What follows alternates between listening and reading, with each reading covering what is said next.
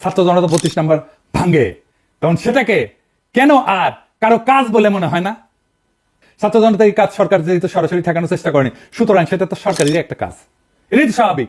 সরকারে যারা আছে তারা সরকার চালাইতেছে, তারা রাষ্ট্র চালাইতেছে, আমরা সরকারের পাবলিক পার্টনার। রাষ্ট্রের দায়িত্বে থেকে তারা যেটা করতে পারতেছে না সেটা তাদের পাবলিক পার্টনাররা করিয়া দিতেছে। সরকার পুরা বিপ্লবী হলে এটা সরকার নিজেই এটা ভাঙতো। সরকার আধা বিপ্লবী জন্য সে চুপ করে থাকে, আমরা কামটা সেরা দিই। আধা বিপ্লবী সরকার হলে তো এমনটাই হওয়ার কথা। এতে সরকারের কর্তৃত্বের ঘাটতি দেখা যাচ্ছে না তো, বরং সরকার নিজেই যে ভাঙতে চাইছিল তা শুধু আনুষ্ঠানিক পথে না, যে অপ্রাতিষ্ঠানিক বা ইনফর্মাল পথে ঘটাইছে।